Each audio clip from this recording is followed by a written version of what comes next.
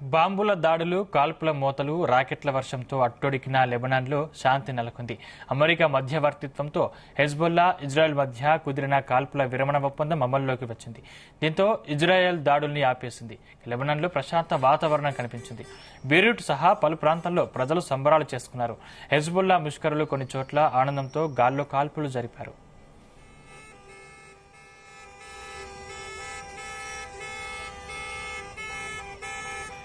Israel జరిపిన దాడులతో లెబనాన్లో దాదాపు 12 లక్షల మంది తమ ఇళ్లను వదిలి సురక్షిత ప్రాంతాలకు తరలి వెళ్లారు. వారిలో అత్యధికులు దక్షిణ లెబనాన్ వాసులే.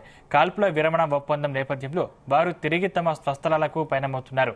అయితే దక్షిణ లెబనాన్లోని పలు ప్రాంతాలను ఖాళీ చేయాలంటూ తాము గతంలో జారీ చేసిన ఆదేశాలు ఇప్పటికీ అమల్లోనే ఉన్నాయని, వాటిని లెక్క చేయకుండా ఆ ప్రాంతాలకు తిరిగి రావద్దని లెబనాన్ వాసులను ఇజ్రాయెల్ అరబిక్ మిలిటరీ అధికార ప్రతినిధి అవిచయ్ ఆడ్రాయు తాజాగా హెచ్చరించడం కలకలం రేపుతుంది. ఆ హెచ్చరికలను పట్టించుకోకుండా తీర పట్టణమైన టైర్, దాని చుట్టుపక్కల గ్రామాలకు అనేక మంది తరలి వస్తున్నారు.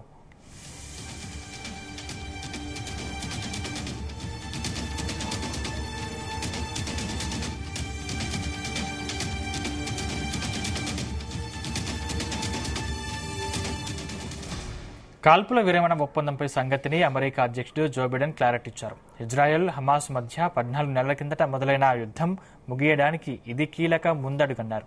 తాజా ఒప్పందం ప్రకారం లెబనాన్ నుంచి ఇజ్రాయెల్ 60 రోజుల్లో తన బలగాలను ఉపసంహరించుకుంటుందని తెలిపారు.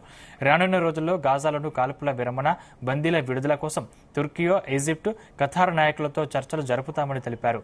బైడెన్ లెబనాన్ సార్వభౌమత్వాన్ని ఇజ్రాయెల్ గౌరవించాలని ఫ్రాన్స్ అధ్యక్షుడు ఇమాన్యుయల్ మేక్రాన్ కోరారు. కాల్పుల విరమణ ఒప్పందాన్ని ఐక్యరాజ్య సమితి సెక్రటరీ జనరల్ ఆంటోనియో గుటెరస్ స్వాగతించారు. కాల్పుల విరమణ ఒప్పందాన్ని భారత్ స్వాగతించింది.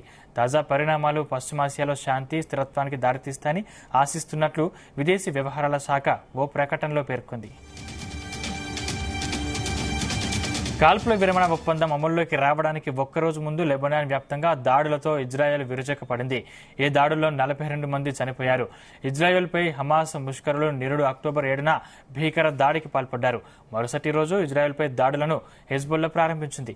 హెజ్బొల్లా లక్ష్యంగా ఈ ఏడాది సెప్టెంబర్లో ఇజ్రాయెల్ వైమానిక దాడులతో విరుచుకుపడినప్పటి నుంచి లెబనాన్లో భయానక పరిస్థితులు నెలకొన్నాయి.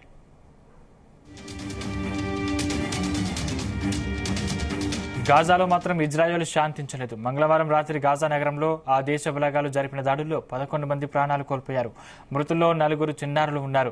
గాజాపై 14 నెలలుగా ఇజ్రాయెల్ చేస్తున్న దాడుల్లో ఇప్పటిదాకా 44,000 మందికి పైగా మరణించారు.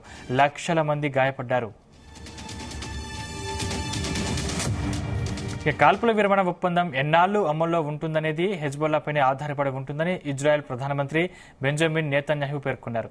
ఒప్పందాన్ని హెజ్బొల్లా, లెబనాన్ ఉల్లంఘిస్తే తాము తీవ్రంగా ప్రతిస్పందిస్తామని హెచ్చరించారు. ఇజ్రాయెల్ సైనికుల సంక్షేమంతో పాటు హమాస్ను ఒంటరిని చేయాలనే ఉద్దేశంతో తాజా ఒప్పందానికి తాము అంగీకరించినట్లు చెప్పారు.